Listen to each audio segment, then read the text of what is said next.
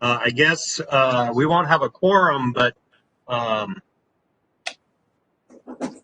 Mr. Belmars, if you want to start presenting.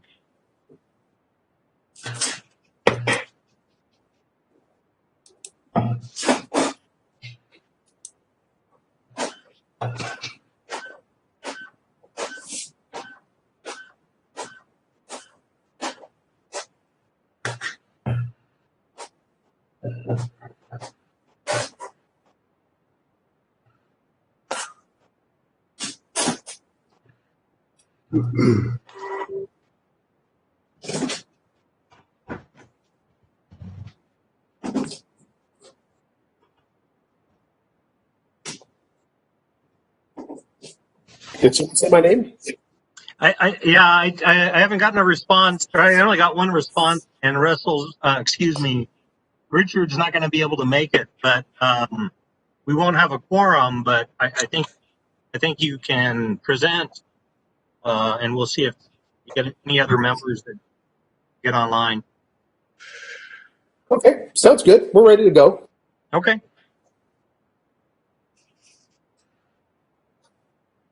Let me introduce Tom Ray. Tom Ray is with Lockwood, Andrews, and Newnham. They are the firm that was selected to develop the integrated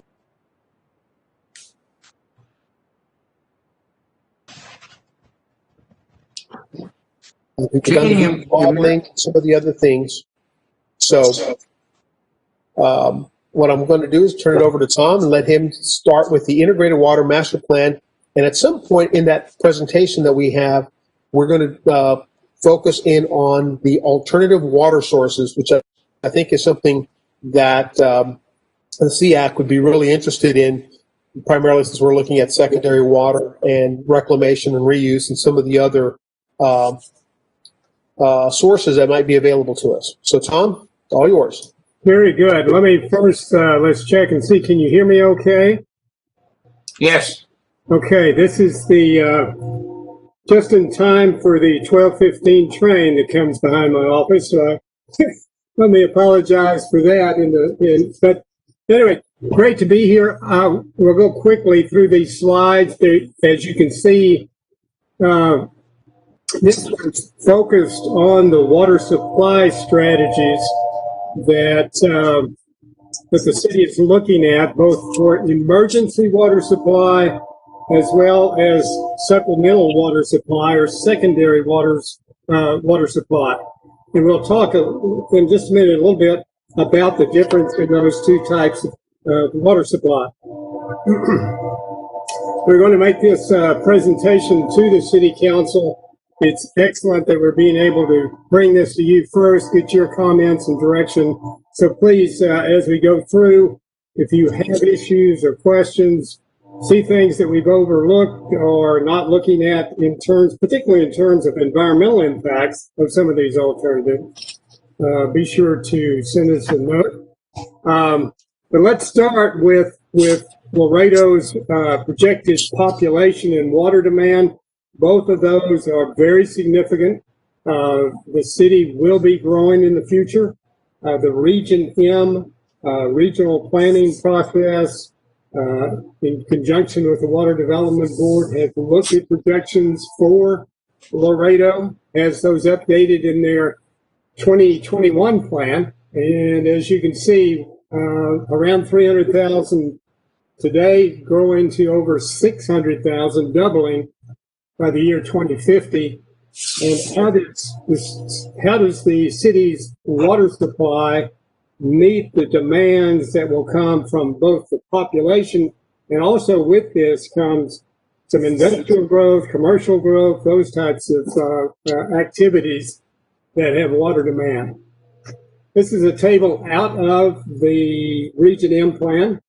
This shows the it says WUG up there. That essentially is Laredo. So you can see the demand.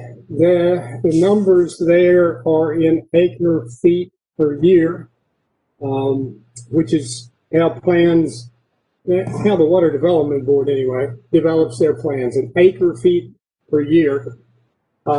Roughly, if we wanted to look at 42,000 acre feet. That would be about, more or less, divide that by 1,170, so at 39 MGD, something like that. So the average, and that's an average demand. You can see the other categories for irrigation, manufacturing, etc. See the total demands there. And importantly, down at the bottom is the amount of water supply that's available after you meet these demands. And as we go across, you see the city's done a pretty good job of keeping a substantial amount of reserve water supply. There are about 18,000 acre feet of supply greater than their total demand. And then as we grow, as Laredo grows, that decreases, and you can see when you reach about 2045 or so, it crosses a line where more water supply is going to be needed. That's supplemental water supply that's going to be needed for the city of Laredo. Here's another way of looking at it. It shows that same type of numbers anyway, and a graph to show you where you cross the line in terms of needing more water supply. And if I can get my cursor over there, here we go. This is the area where planning needs to take place to make sure that you can meet these kind of demands in the future. And that's what the Integrated Water Resources Master Plan is about. One of the big aspects of that is to look at supplemental water supply. We also are going to be looking at what we have termed emergency water supply. And that category has to do with some unexpected interruption in the city's water supply. Currently, it's essentially a sole source water supply. It's the Rio Grande. And if that diversion is interrupted for any amount of time, then the emergency water supply is needed. Certainly, you would trigger your drought contingency plan. You would trigger some severe or very aggressive, let's say, conservation efforts to stretch whatever water you've got stored in your system for as long as you can. But if you have a significant outage, a damage to the system, a contamination to the system that requires some extended amount of time, an emergency supply is something that the city needs to seriously look at developing in the near future. The supplemental supply, once again, is looking at the future water demands, the growth of Laredo, and the expansion of its water system. Was there a question? Okay. I'll move on now. Whoops. I don't want to move that quickly, though. Here we go. These are the strategies that we've been looking at, kind of focusing on. A number of these are not new. We're not redeveloping, reinventing the wheel by any means on this. We're trying to learn from the past, update those reports where it's appropriate, and identify strategies that will help meet both the emergency and the supplemental. Our goal is if we can find a water supply that meets both of these requirements, a source that can be turned on during an emergency, but can also be used out in the future to meet long-term supplemental water demands, that would be ideal. Okay, here's what we're looking at. Lake Casablanca has been looked at through the years. A number of different studies will tell you kind of what we're finding there. Groundwater has also been looked at. There have been a number of studies, both local groundwater, and when I say local, I'm talking about Webb County primarily. Imported groundwater is where you get out 100, 150 miles, but you get into nice, fresh, plentiful groundwater at that point, but the cost of bringing it in is something we need to talk about. We'll also be looking at reusing reclaimed water. Mr. And I'm sorry. I'm sorry to interrupt. I just wanted to let the committee members know we have a quorum. It looks like Ms. Rubio joined, and I believe Russell Jordan joined. So, sorry Yes, that's for correct. the interruption. Back to you. Okay. Yeah. Thanks, John. Just going through the various alternatives we're looking at. Emergency water rights as well, looking at the Rio Grande River. All right, I want to start with Lake Casablanca. A lot of talk about using Lake Casablanca as an emergency water supply. Bottom line is there are a lot of challenges, restrictions, constraints on being able to do that. And they primarily have to do with the quantity of water supply that could be generated by Lake Casablanca. That lake was constructed back in the 1950s, and since that time, there has been significant siltation in the lake. So the capacity, which started out at around 20,000 acre feet, a volume there, has decreased by at least half. And there's not good numbers on how much it's decreased, but that's an estimate. Some of the latest estimates are by at least half. So the amount of water supply, dependable water supply, is severely limited.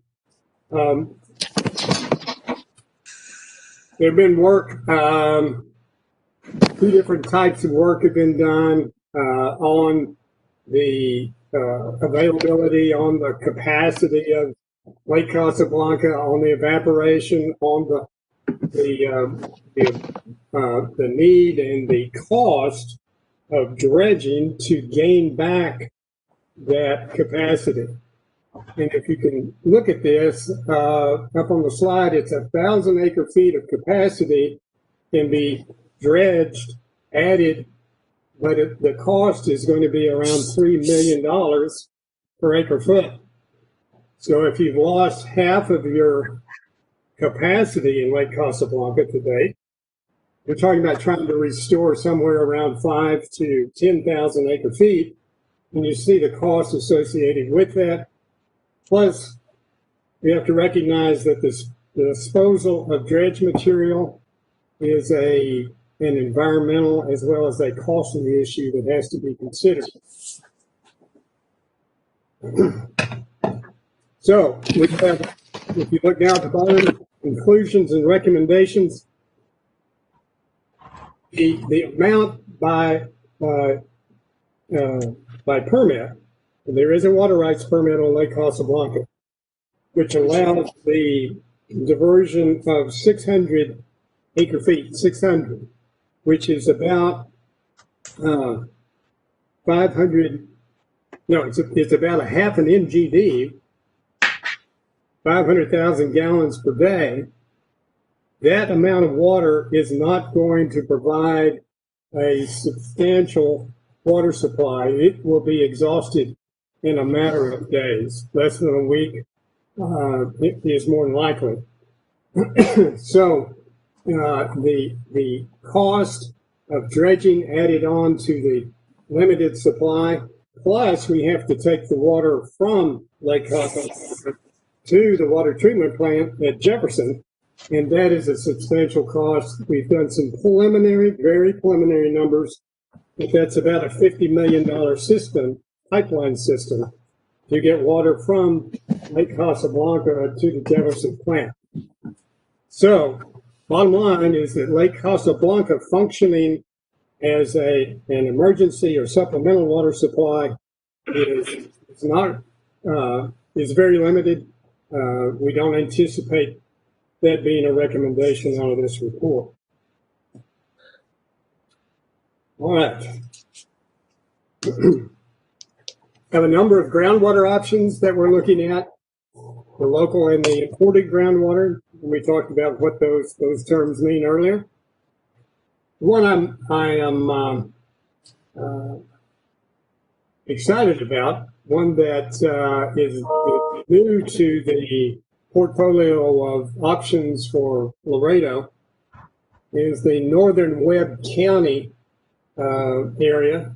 The general area, our groundwater hydrologist has identified an area of 6,000 to 10,000 acres that could potentially provide good quality, not the best quality, but good quality, potable Carrizo-Wilcox groundwater on a dependable basis for up to 25,000 acre feet. That's 22.3 MGD. And the issue is that one of the issues we're looking at is the distance. It's 40 roughly, and again, these are just rough numbers to give us a conceptual cost for these projects, how you would actually go about delivering water from North Webb County to the Laredo system.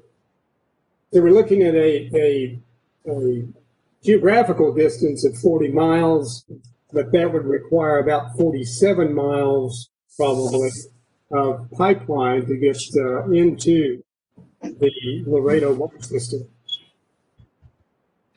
Maps on the right, again, those are schematics, those are conceptual, those are the next step if this is an option that the city management wants to pursue.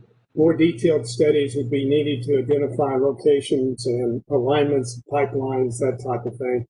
But here are the numbers. I went through many of these. It would take 12 to 24 wells in this area to develop 23, 22 UGD supply. And it gives you the cost on those. The overall cost of the Webb County supply is about $185 million. So even at 40 miles away, the cost of conveying that water supply is significant. It's significantly more than the cost of the Rio Grande water supply that you have today. The current supply, I think, John, is closer to $1 a thousand gallons. So we're looking at a water supply here that may come in around $3 a thousand, 3 times that amount. However, if you have that emergency where you cannot develop, you cannot use the Rio Grande supply, this is an option that may have to consider. More to do on that. Also, I want to mention one other thing. That is enough supply, whereas Lake Casablanca supply would only last a few days. This supply, even if you pumped it, these are average day numbers. On average, it could provide the entire year 22 MGD. But for a peak, pumping peak day demand would be 33 MGD, and it could provide that for 8 months. So you have a substantial increase in the amount of time you have available with this type of supply to meet and correct any problems you might have on the Rio Grande. All right. There's I'm going to fly through some of these others. This one I wanted to emphasize. I think this one's got some viability. It's got a high cost. We're going to run into high costs regardless. Any new water supply is going to be more costly than the Rio Grande. This is another location in Webb County, other local supply. Our issue here is twofold. One is the amount is less by half, and then the water quality is it's not as good. It's poor. 1,200 TDS, although not although drinkable, it's going to have some taste and odor and some other issues. It can be blended into the Laredo system, but there are some issues with doing that, and we'll be developing this one further as we. The cost of it looks like it's going to be comparable if you put the treatment in. It would be comparable with other sources as well. A couple other local groundwater. There is brackish groundwater out there that's been looked at in other studies. This is where the water quality gets even less less quality, and demineralization treatment is required, which makes this a very costly option. Aquifer storage and recovery. There aren't any current recommendations in the Region M plan to look at aquifer storage and recovery. This is where you have treated water, typically treated water, that you put into the ground. It's surplus to the demand you have on your water treatment plant, so you're able to store it in the ground and then store it in the aquifer, if you will. And then in the summertime conditions and peak conditions, you can pull it back out and use it at those times. CH2M Hill did that report back in the mid-90s. We're going to update it, but we think the sands are tight. We don't know of our groundwater hydrologist has looked at this to some extent and doesn't see a good recovery rate. So you have slow injection and slow recovery, making this a very marginal option to look at.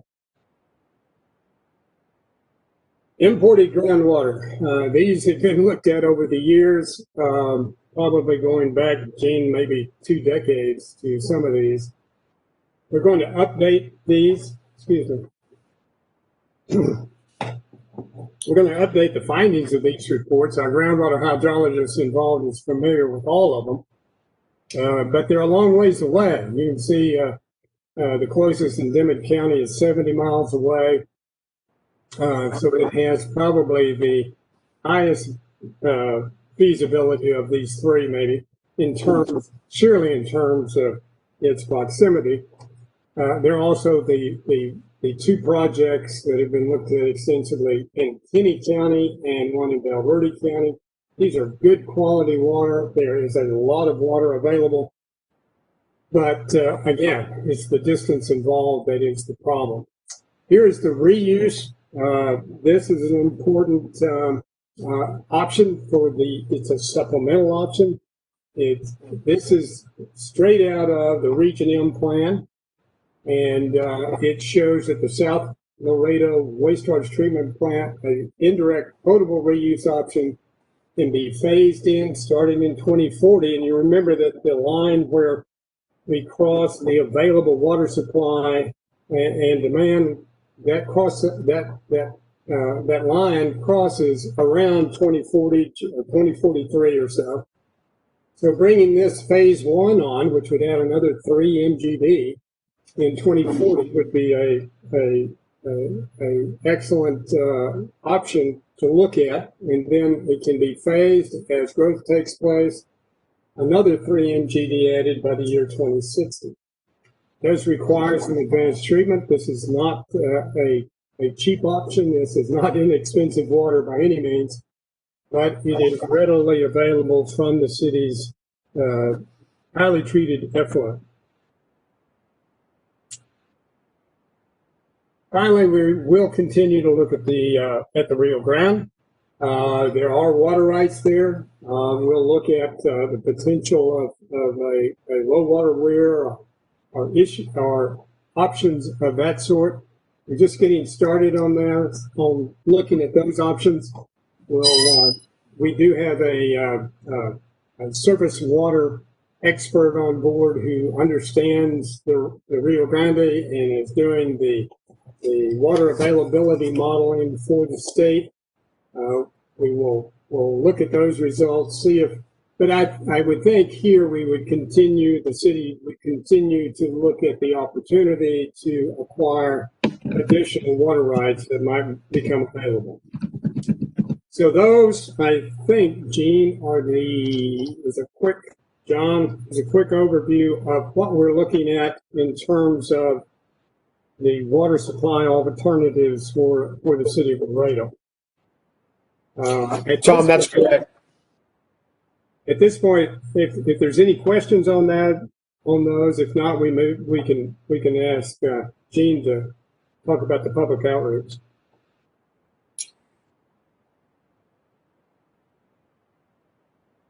Thanks, Tom. I think some of the questions that are going to be incorporated into the public outreach are definitely going to deal with this particular area of alternative water sources and emergency water sources.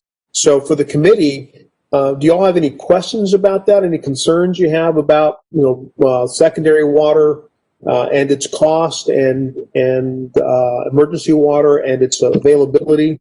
Things that you would want us, one, to address in the study, and then secondly, these may be questions that we can add to our public outreach to see how the rest of the community feels about some of the items that you all are most focused on.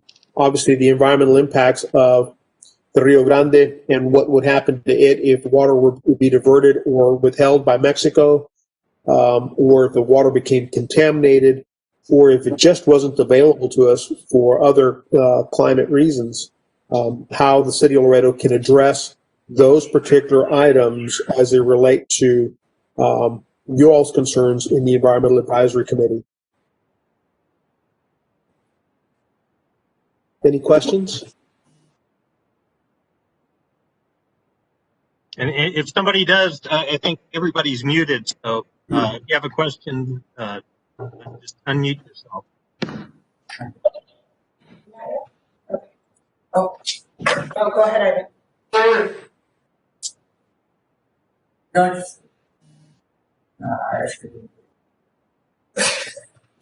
Okay. All right. So as I said earlier, for those of you who joined the meeting, we are conducting a integrated water master plan. There is also a wastewater component that's coming on soon, where the city is going to look at its entire system, its projections for the next 50 years, and create a master plan that will be a living, breathing document that will be used to implement a strategy for the next 50 years.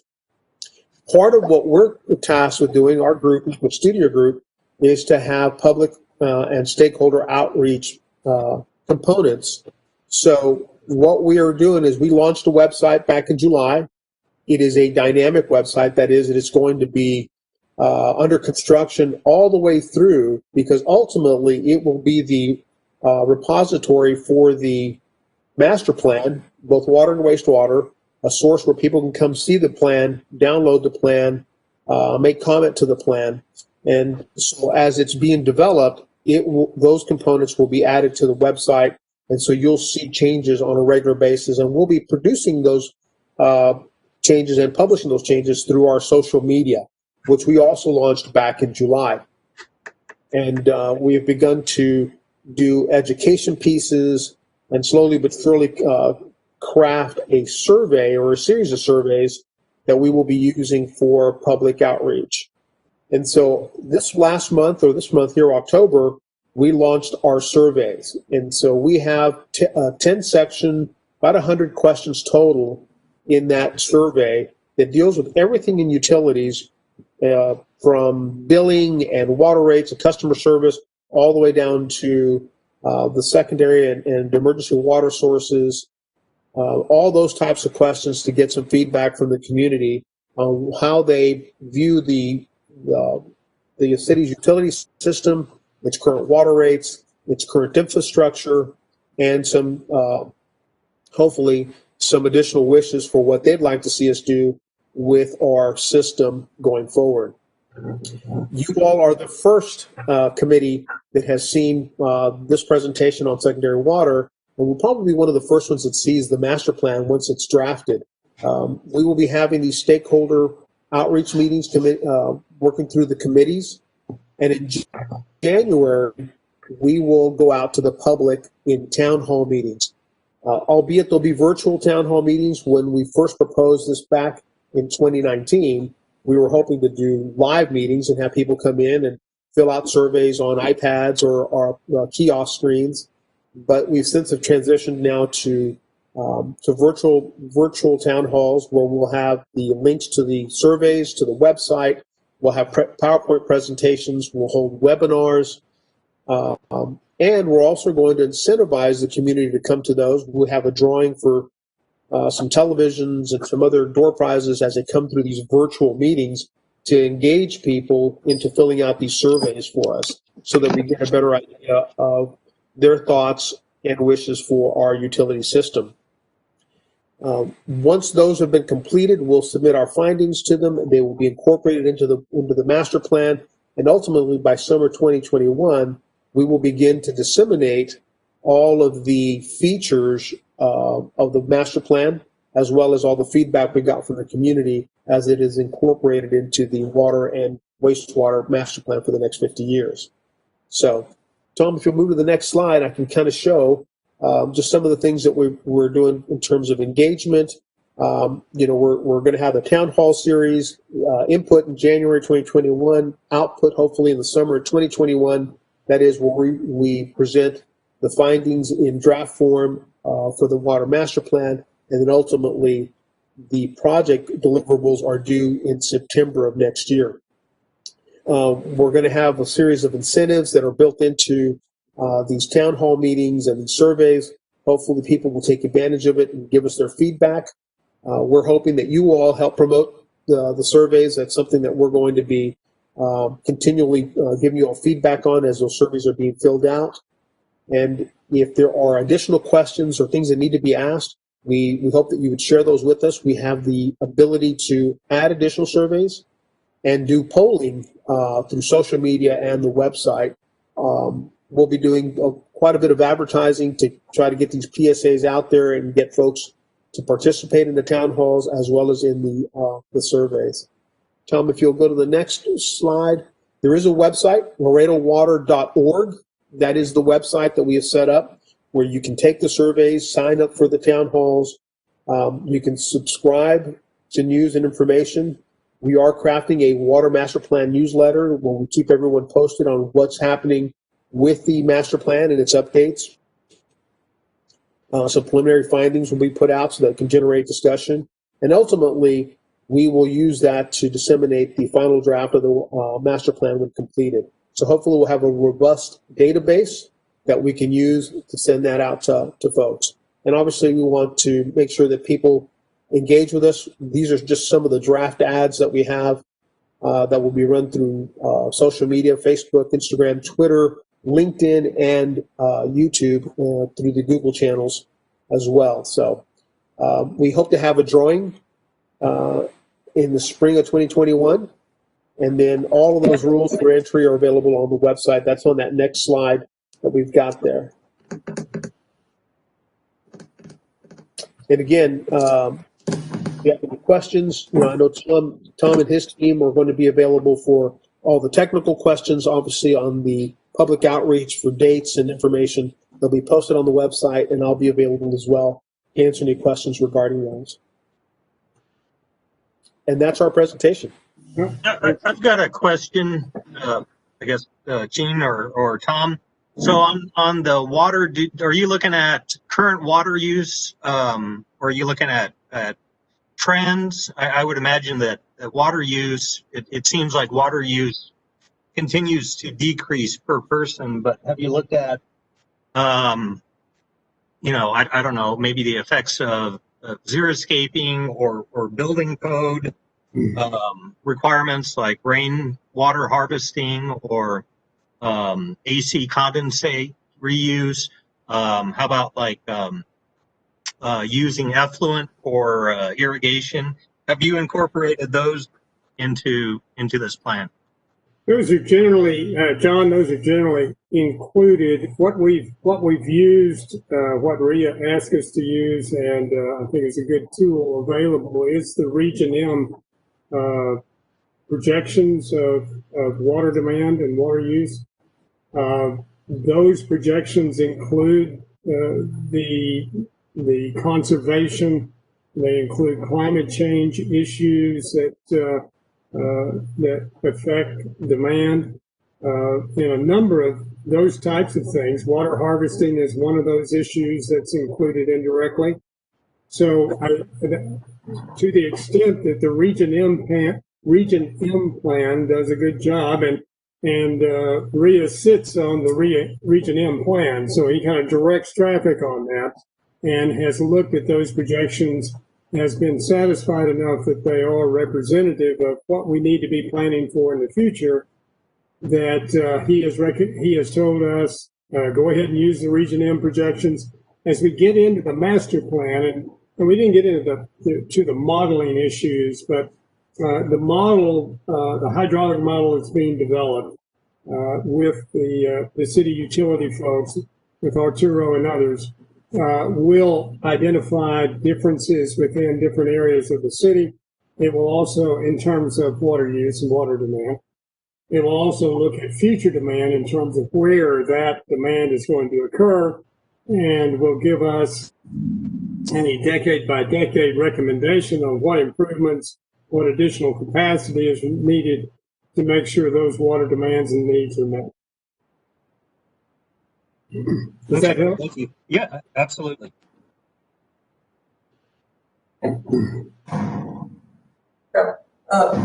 Ray,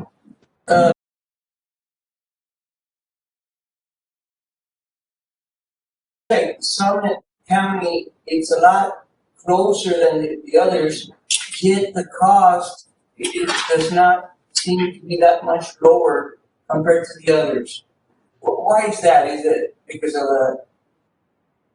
the distance, the conditions of the topographic conditions, or? I think you're talking about the North Webb. You're kind of breaking up on me a little bit. You're talking about the North Webb County Yes. area. Yes, that's the one. Yeah, I think maybe part of it is that we've actually done some preliminary conceptual cost estimating on this. That's what these are. This is setting a well field out with 12 or so wells. I guess maybe a few more, but between 12 and 20 wells are going to be needed.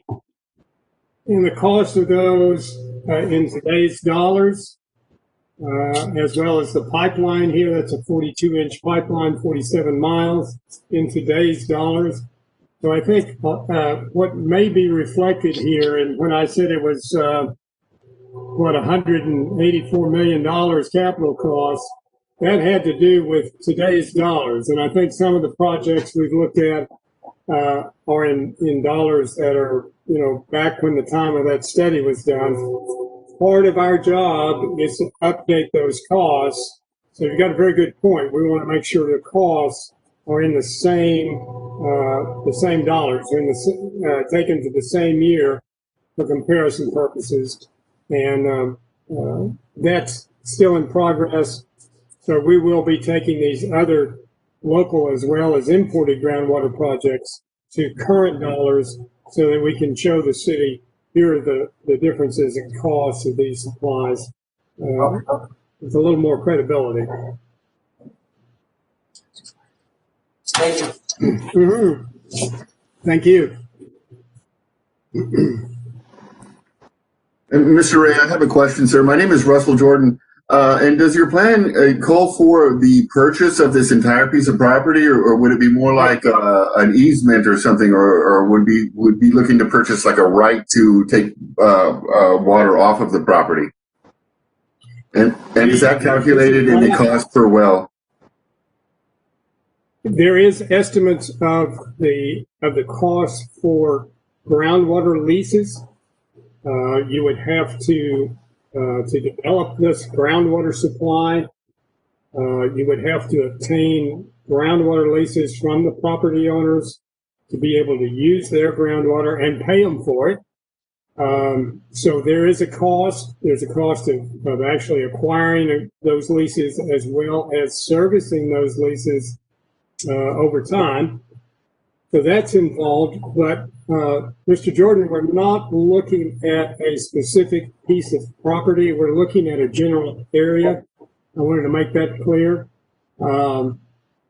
We know from our hydrogeologists that this general area of extreme North Webb County is in a nice part of the Carrizo-Wilcox in terms of quantity as well as quality. There is an opportunity that we wanted to present to the city of looking into this area, the city making the decision on whether to pursue that and pursue acquiring groundwater leases so that you could develop this well field. That's a major challenge. We've done that in different areas in Gonzales County and different places. But it can be done. It takes some time. It takes some work. But you don't have to go out and buy one piece of property. You have to go out and deal with a number of landowners under this scenario. So that's kind of what we're looking at. We're saying this is an area, again, about 6,000 to 8,000 acres over in this area.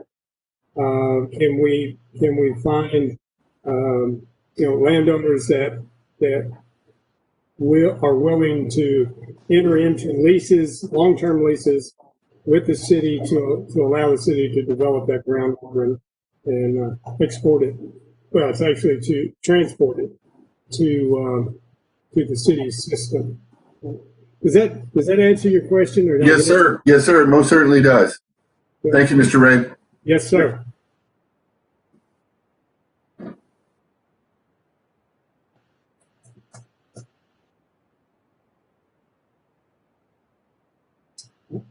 Okay. Tom, I think that's all we.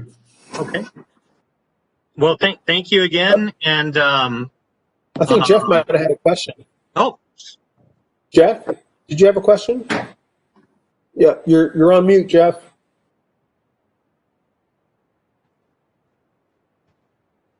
That's what we can get Jeff. There we go. Okay, there we go. Do we coordinate or communicate at all with Nuevo Laredo and their long-term water plan?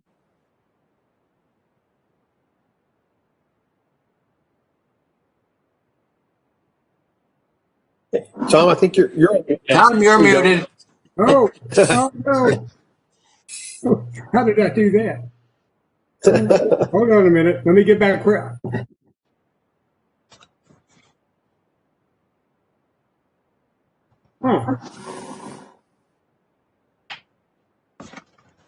I can hear you. You're off mute. yeah, you not hear we me? can hear you. Yeah. Okay. We can hear you. I was all right. I think maybe the better answer to that would be that we'll take direction from the city on that. And we haven't been directed to coordinate with Nuevo Laredo. And there are a lot of issues out there, Mr. Jones, obviously with the Rio Grande and with the upstream issues both in the United States as well as Mexico, and you're familiar with all the treaty issues and that kind of thing, and the obligation of Mexico to deliver on that treaty and so forth. We're monitoring that. We know that to be an issue, but when we start looking at emergency supplies and supplemental supplies, for that matter, those take into account or help us to mitigate some of the potential impacts of what you're talking about, either from Nuevo Laredo or further, for the entire Rio Grande and watershed of Mexico.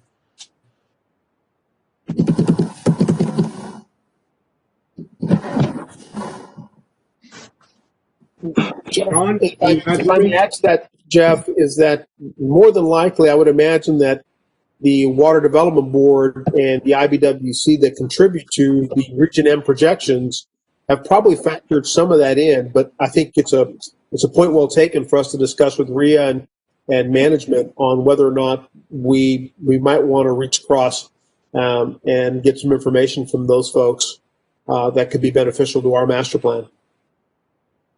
I agree.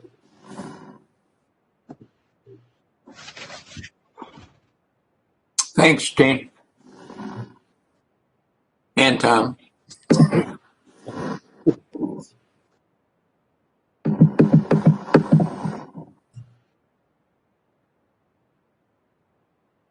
Okay. Well, if there's no there aren't any other questions, thank you again.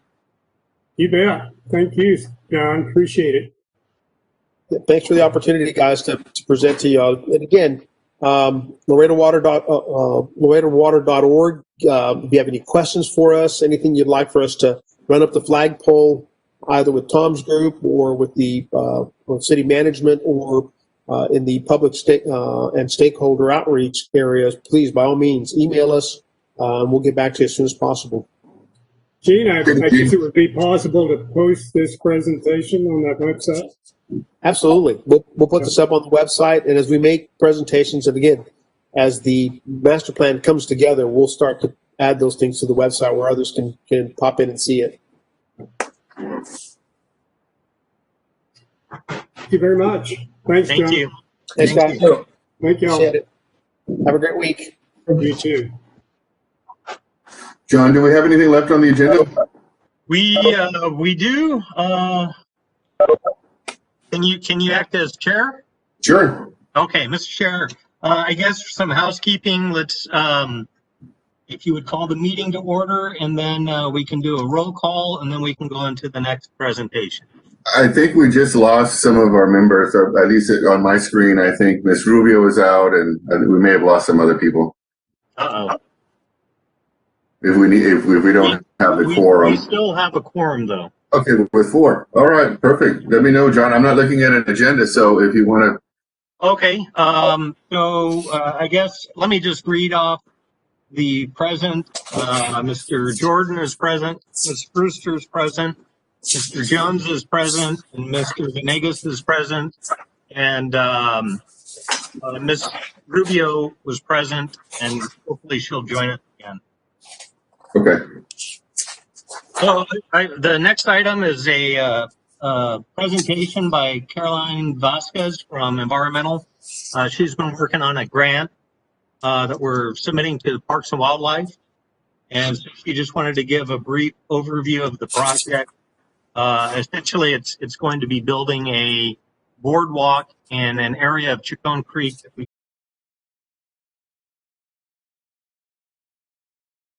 on to her.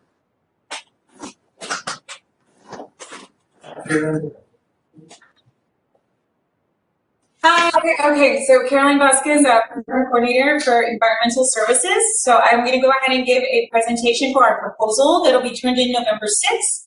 The decision in regards to the state grant will not be until early 2021. And then contract will be sent out summer 2021 as well. So I'll go ahead and begin really quick. I know we're short on time, we're almost there.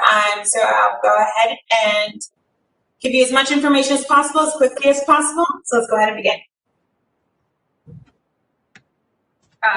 Okay. Did I stop there?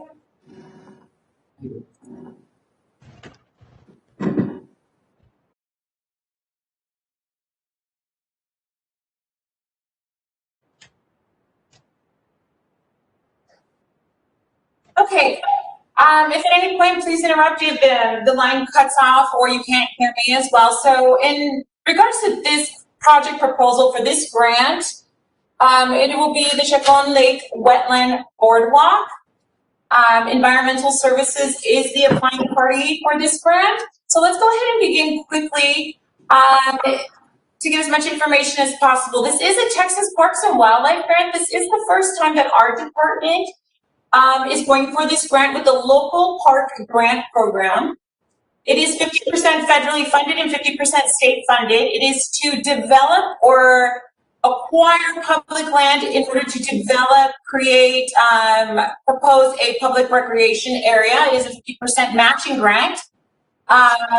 So all new construction must be dedicated to the Land and Water Conservation Fund from the federal grant that it comes from, and Texas Parks and Wildlife as well. The main components of this project is that it must fill, like it says right here, a critical recreational gap in the community, as well as be safely accessible to the public and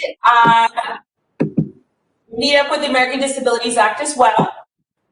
And if there's any questions, again, we can go ahead and answer them at the end. But this is the first time as well, after I did some research, that the city will be applying for this local park grant program, which is interesting in regards to this grant. So in regards to our needs for the city, so let's go ahead and first, of course, this is from the 2017 comprehensive Laredo master plan. So we do have an over 30% poverty level. Our median age is 28.3, as you can see, about less than 40,000 for household income for the city. And one of the most interesting components of the grant that we worked on was high school degree or higher is education for 65.4% or less. So another component here was, this is from the 2020 Parks Master Plan. These were benefits and components that they were looking for in regards to recreational activity for the future of Laredo. So of course, improves health. Those are basic components that recreational activity we think of. Provide a safe place for youth, health, something to do. But mostly in this grant, what we were looking for was components to contribute to our economy, increase tourism, and then protect the natural environment as well. So that being said, in regards to the Texas Parks and Wildlife Grant and what our requirements and what our department was looking at and how we wanted to make this project unique, we went ahead and took a look at the Chacon Creek. So let's begin first, before I hit these other images here, which we will zoom in on, is the master plan from Chacon Creek, which was done it was completed in 1999 or requested in 1999. And so the city commissioned the Chacon Creek master plan, and as you can see here, most of the issues from the master plan, what they were looking for is in regards to the 100-year floodplain, as well as recreational opportunities, as well as taking a look at funding, how to secure funding in order to complete this Chacon Creek master plan, floodway improvements. There was a lot of trash and debris in regards to removing that from this area, security, cleanliness, and of course transportation and connecting neighborhoods as well. So this is actually from between 1999 and 2001. This master plan was completed, and of course they found many contaminated sites in this area as well. And this is one of the main components that's always known about this master plan, or what is repeated throughout the city. It's a tremendous natural resource for Laredo with economic, recreational, and educational potential. As the master plan by Carter and Burgess was being completed, there were many identifying contaminated areas that were noted. And one of them was over at Chacon Lake. This area is over by, and I'll show you a map as well. It's over by Clark and Bob Bullock. And it is exactly east of the Haynes Rec Center, so south of Clark in District 2. Right here would be the Haynes Rec Center, or the future Haynes Rec Center. And then here is the Chacon Lake. This was one of many areas that was called the brownfield at the time. It had a contamination of tires. Ivan was around at that time, so he can tell you. What else did you say? That there were other cars? There was like a lot of plastic materials from for carrying food items and stuff like that. I think there was even a vehicle at the time removed from the area, if I'm not mistaken. So lots of people used to use these areas as a dumping site. So we had something that we wanted to attack, clean it up, and create this recreative areas to avoid any more illegal dumping at the site. So through a grant program called the Brownfield Cleanup Grant, the EPA awarded it. One of the cities selected was Laredo in order to clean this area up, which is right through this wetland, this area right here. And in the map, this is an actual map from that time for the EPA Brownfield Grant.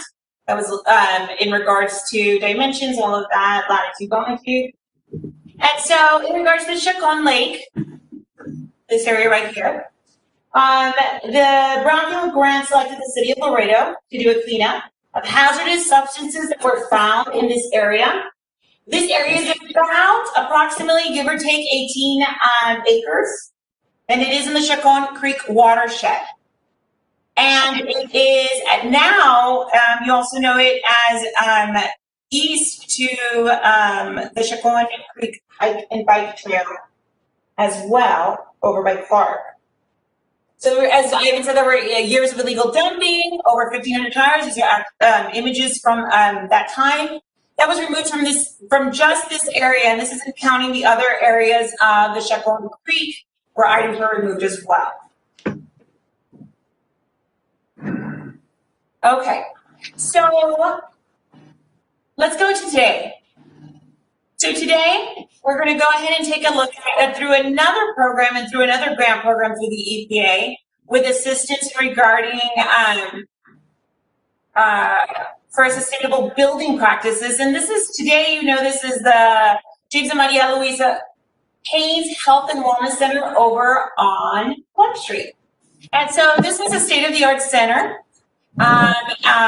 Adjacent to the former, after they cleaned up the wetland brownfield area right there at Chacon, this state-of-the-art center was created for sustainable building practices, rainwater harvesting, as you can read all here, tying to Chacon's hike and bike trail system as well. Question? No. And so then also, at that time, areas of the Chacon Creek Hike and Bike Trail were also being completed. And here are some of the diagrams, as you can see at that time, and ideas for the conception of the Haynes Rec Center. And as you can see, this boardwalk, and I'll show you in several images, was always a conceptual plan or idea, even from back in 1999, which I'll show you in the original master plan that was done in 1999. And in late 2010s, when the Haynes and Rec Center was being designed and completed, that Chacon Creek Boardwalk was always some kind of idea, maybe a fishing pier, maybe something that would actually go out into this wetland after it had been cleaned up. Now, another great component about this area, and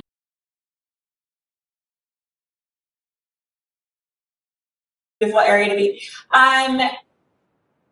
Right here, you can see they added a low impact development parking spot as well that was added to this area. And so this parking right here connects, there's a trail, as you can see right through this little image, that actually connects to the Chacon Creek Hike and Bike Trail. So any kind of parking, if we ever wanted to do development in this area or any new recreational City of Laredo kind of recreation opportunity, parking is not going to be an issue since it's already there and it's a low impact development parking as well. Any questions so far? Great, let's continue. So through several grant programs, we have the brownfield cleanup. We have help with the Haynes Rec Center for sustainable design. We also have help in regards to that low impact development parking lot that I was talking about as well.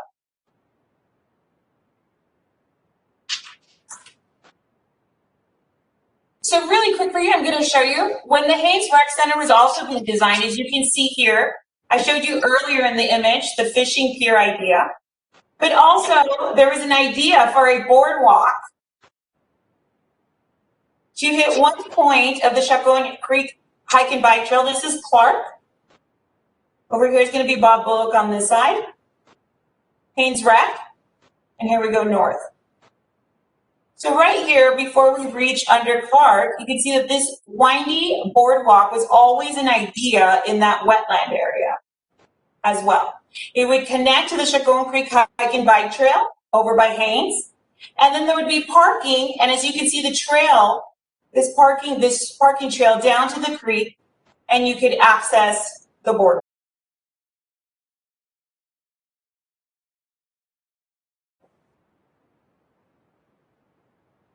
A dream. I even said a dream. Not only that, let me show you another image. This image is taken as a hike and bike trail idea, design. Everything was being created at that time for the whole hike and bike trail. As you can see here, right here, unfortunately, it's a little pixelized right here, but you can see the boardwalk as well was always a component, an idea, a thought, and it was a piece that should have been completed with this wetland as well.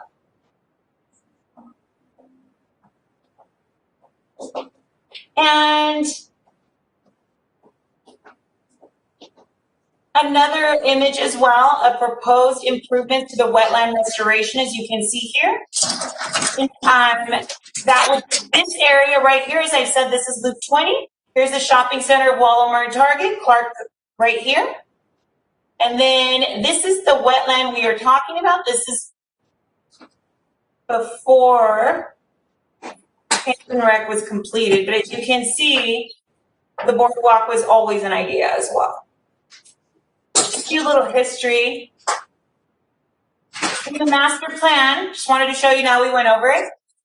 In the image over here from the master plan in 1999, wetland restoration was always an idea as well, and was always an idea in order to add some environmental component and recreational activity there. Now let's go into the proposal for the project. The project proposal aims to meet the outdoor recreational needs of a growing so in regards to our growing population, a recreational opportunity, a way to protect and manage the city's limited and natural resources, health and economic benefits for its local community. So again, always we know with recreational activities, there's always a health component usually to that. But we really wanted to bring in a unique feature of an economic opportunity and an environmental component, as I said in the beginning of the presentation.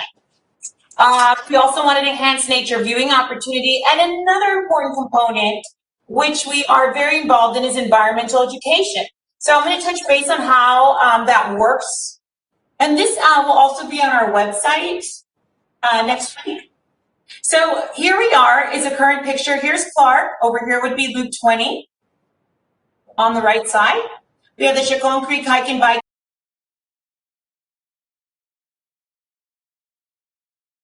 Park.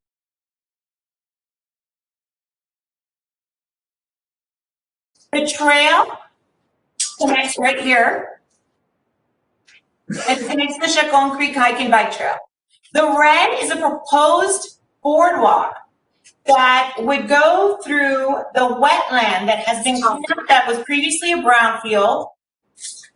And this would add an extension. This is 700 linear feet, 8 foot wide after the bumper rails at the bottom of the feet would be added. So it'd be 8 feet wide. It would meet all American Disability Acts. Anybody with a wheelchair, bicycle would be able to use this and be active on this recreational trail. 2 people, 2 wheelchairs at once, anything like that. So 700 linear feet are right here. That's about 1/8 of a mile. If we add about another, this is about give or take 700-800 feet to the Chacon Creek Hike and Bike Trail, you have about 1,400 feet right there. So, and this creates a nice little loop. Some people like to use a loop kind of source, and as well. And exercise. So this boardwalk, and I'll go over right now in regards to the components of building the boardwalk. But again, give or take, we have about 18 acres of wetland here. And as you can see, the boardwalk is not extending out into the wetland as originally we kind of components that we thought about winding all around. And that is because we want to preserve that wetland area and keep it safe and not damage any of the ecosystems, flora and fauna as well. So this is originally the idea. Now let me go out right here. So let's go ahead and look at number 1, provide a unique, free, and easily accessible recreational opportunity that enhances and engages outdoor community involvement. Physical health. But let's talk about mental health, especially during COVID.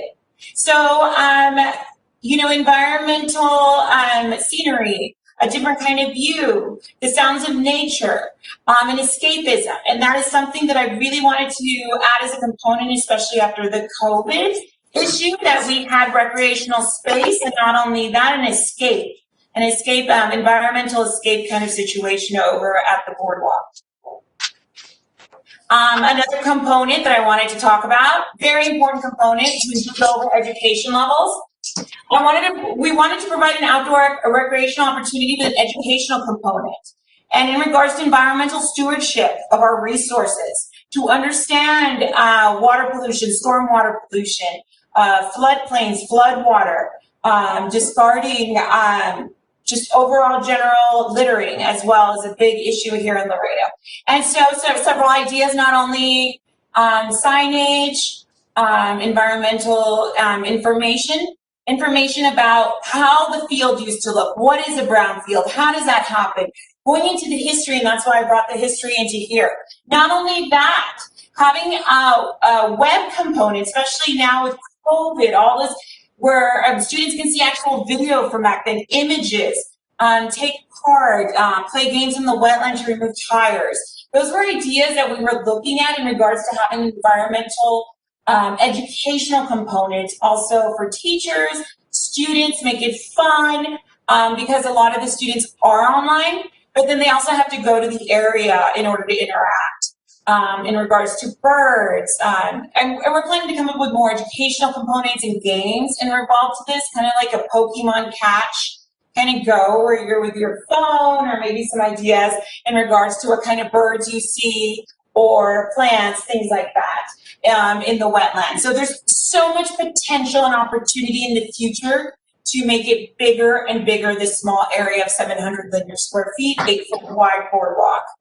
Another main component, I keep talking about the economy. We, our main source of income, as we all know, is import-export business. In 2000, I found a study from the city ordered for the Visitors Bureau that they wanted to see if there was an ecotourism component available if we were able to make a lot of money in the city in regards to ecotourism.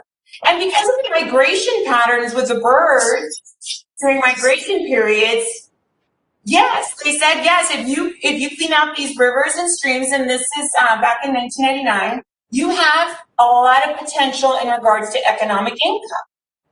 Not only that, in regards to economic growth for the area as well, which is next to a shopping center, and also to bring more opportunity and growth economically to the Chacon Creek, the Haynes Center, all that area that a lot of people that we've spoken with are not familiar with or don't know the area, that don't maybe live on the north side, only know the North Central Trail.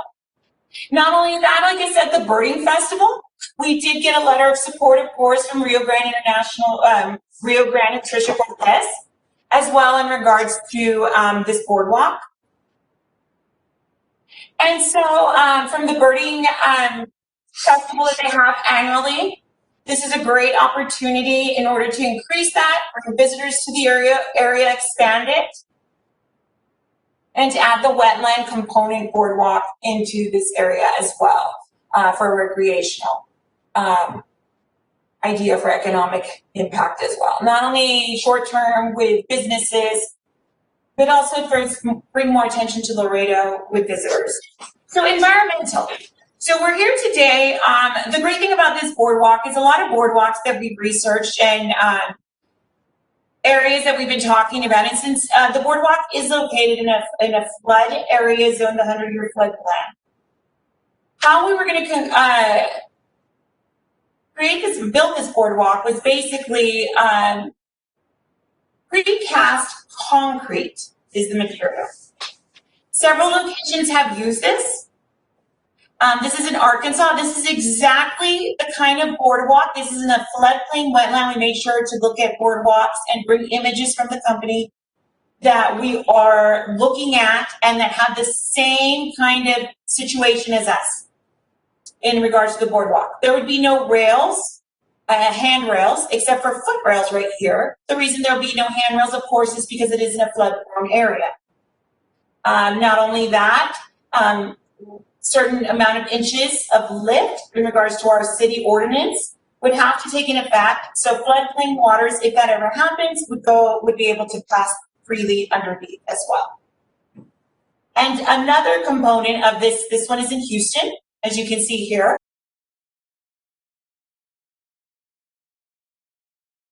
Area as well. No handrails, as you can see. These are the precast concrete. And so another great thing about this precast concrete is top-down construction.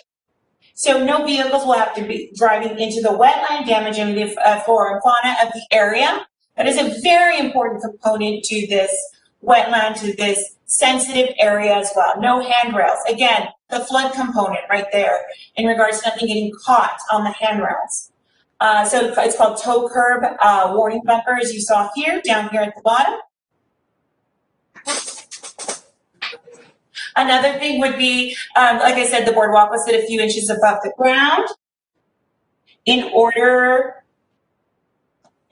boardwalk was sit a few inches above the ground in order to let flood water go through. Precast concrete components that will not leach any chemicals. The other great thing about this boardwalk, because we have already so many pocket parks, mini parks, it does take a lot to upkeep on these boardwalks. The main component is low maintenance. They have a 50 to 75 year lifespan on these boardwalks. Unlike wood or pressed wood or a mix of wood and plastic in the material, there's no damage. And in regards to weather, floodplain area, these are low maintenance, long-term use. And humidity resistant as well, which was a big component over in the Houston location, was something that they were looking at.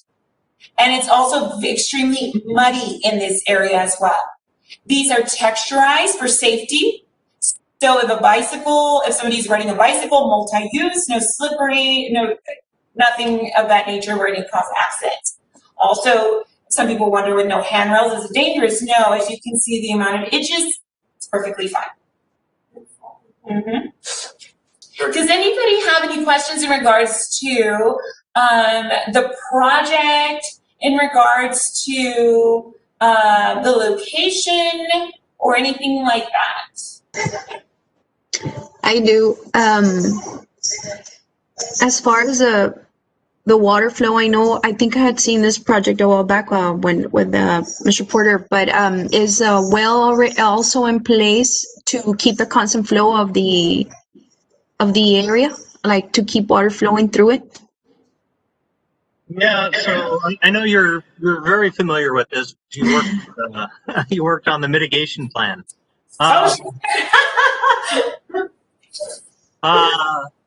So yeah, we're looking at a low water weir at numerous areas in Chacon, but that's part of the Chacon Creek feasibility project that we have with the Corps of Engineers.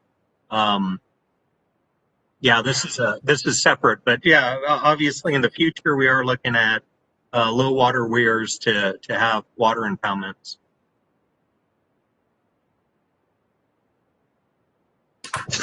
That's good. It'll bring in a lot of birds, so that's going to be a good thing. Yes, and that's one of the features that we really are pushing on this one is not only in regards to the poverty levels in the city. This isn't only a recreation opportunity. This is an economic opportunity for the city. It's an opportunity for more green space, different ideas in regards to the city. The closest one to the city we found out is in Houston and San Marcos are the two closest ones. So not even San Antonio has one at this point for a wetland boardwalk. Austin does have one, but the closest ones would be San Marcos and Houston.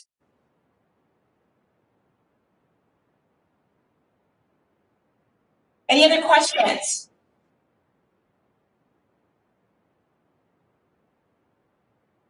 All right. Well, thank you, Caroline. Thank you. Okay, if the committee doesn't have any questions, I guess the next item on the agenda is items for the next meeting. Does anybody have any items? I think we have a sufficient number of members now that probably we should have elections for the next meeting, if everybody's good with that.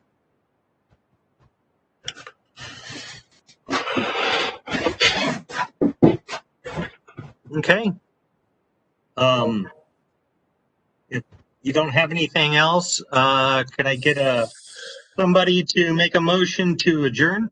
I'll make the motion. Okay. I'll Second the second. motion. There you go.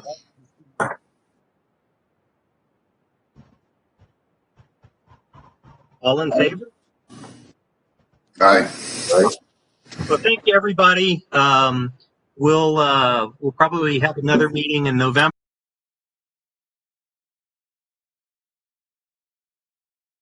Yes, sir. Sir, most definitely. Okay.